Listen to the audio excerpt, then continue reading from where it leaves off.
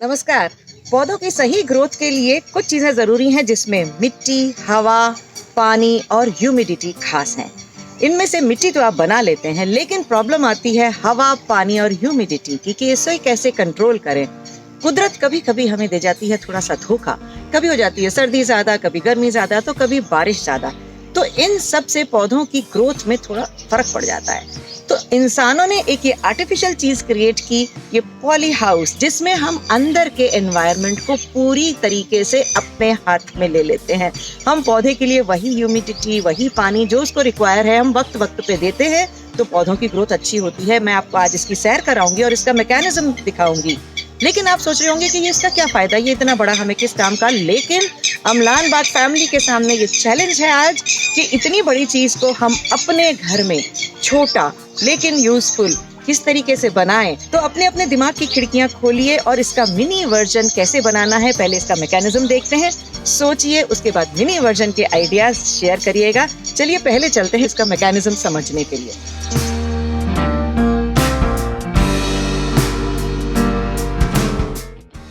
ये पहला गेट और ये दूसरा गेट और फिर खुल जा सिमसिम अंदर का नज़ारा। मैंने पूछा ये ऊपर पूरा प्लास्टिक शीट से कवर्ड है, ये कैसा प्लास्टिक है? मुझे बताया गया कि बेहद मजबूत शीट है जिस पर अगर आदमी भी चल जाए तो वो नहीं फटेगा।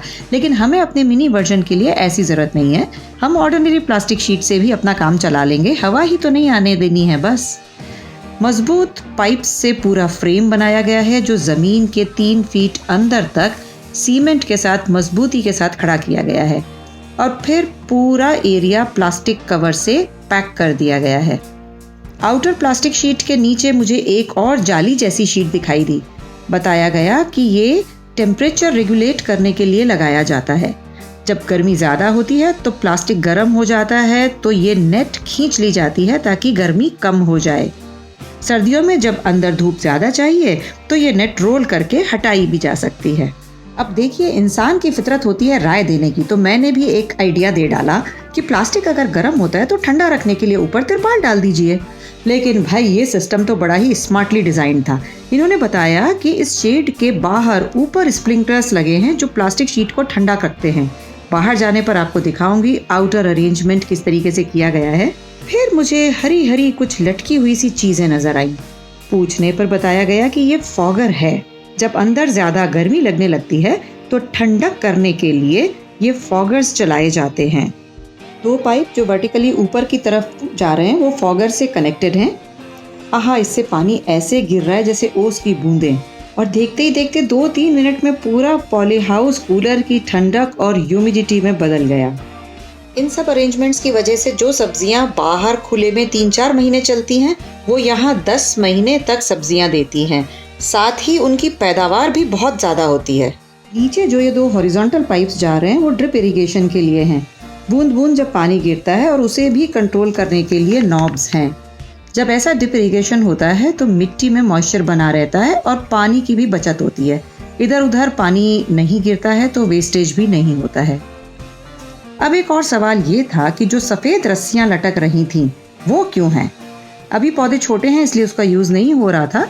ऐसी जालीदार रस्सियां हैं जिन पर बेलें चढ़ती हैं। नीचे बेल पर ऐसी एक क्लिप लगाई जाती है जिसमें रस्सी बंध जाती है और बस रास्ता दिखा दिया। अब बेल खुद ब खुद इसी रास्ते पर चलती जाएगी। जहाँ तक इंसेक्ट अटैक की बात है, ये इस कदर सील्ड है कि कोई डिजीज़ नहीं लगती और इसीलिए कोई केमिकल स्प्रे भी नहीं होता। इसीलिए सब्जियाँ हमेशा ऑर्गेनिक मिलती हैं। कीड़े नहीं लगते क्योंकि सील्ड है। तो मेरा दिमाग पे फिर एक सवाल उठा कि फिर पौधे तो बेचारे घुट जाएंगे अंदर।